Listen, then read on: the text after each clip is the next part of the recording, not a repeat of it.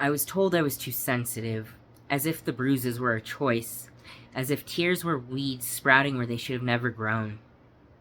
You'll never amount to anything more than a stupid weed cook, they spat, as if ashes they left behind still didn't hold seeds. But I planted anyway, alone in silence, hands in dirt no one else wanted to touch.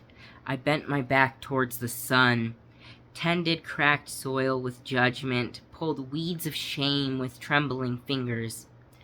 I whispered to sprouts as though they could hear me back, and maybe they did. Maybe that's why they even bloomed at all.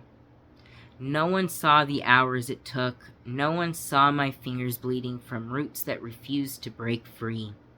No one saw me carrying water in leaking chipped cups, drop by drop, because hope is heavy and fragile all at the same time. I learned to measure my patience in inches of green. I learned that silence wasn't always something empty. Sometimes it was a promise that something was pushing its way upward. It wasn't much, not a palace of roses or a forest of fruits, but it was mine, a little color in the world of gray. A stubborn promise that beauty can exist even in poisoned grounds.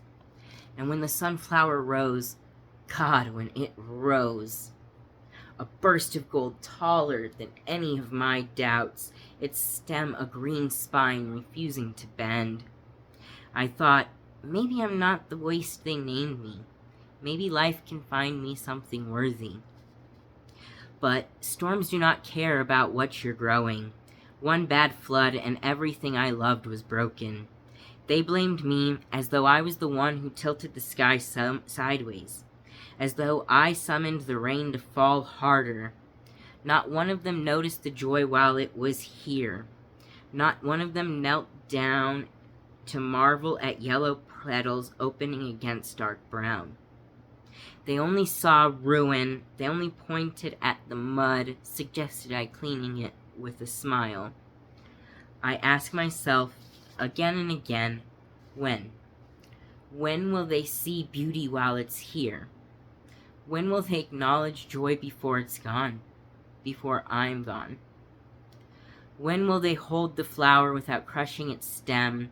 When will they call it beautiful without waiting for it to die first?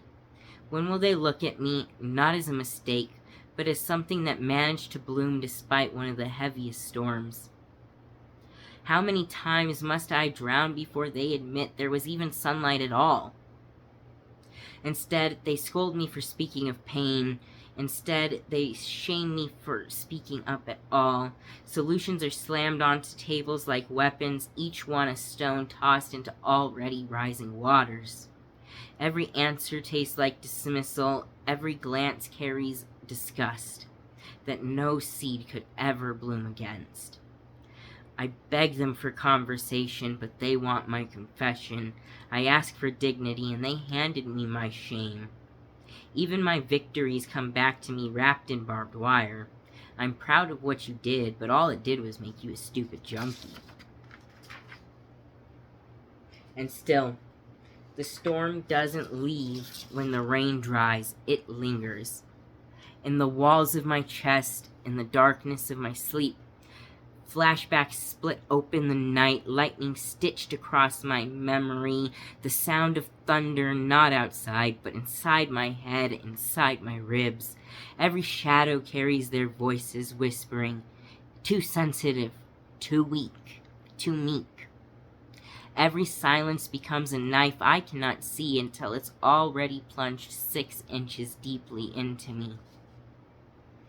Because this is the pace of trauma, a heartbeat that doesn't match the room, a storm that follows me even when it seems the skies are clear. So I ask again, when? When will they see the storm that they left behind? When will they sit with me in this wreckage, not for blame and not to fix, but simply to say, I see you still standing. I see the beauty in what you're surviving. When will they sit with me not at my funeral, not after the storms have taken everything, but now, while there are still seeds in my hand and soil begging to be planted. I don't need participation trophies or instant gratitude. I needed recognition that my survival was holy, that trying was good enough, that joy deserves to be witnessed long before it disappears. Maybe someday they'll be proud of their kid without caveat or condition, without demanding forgiveness before an apology was ever admitted. Until then, I'll continue to plant a seed, and another, and yet another. Because resilience is in the repetition. Because joy is the rebellion. Because peace is grown, never given. And I'll kneel to the soil and whisper, my joy, my safety, and my peace is mine to grow, even if the storm never learns my name.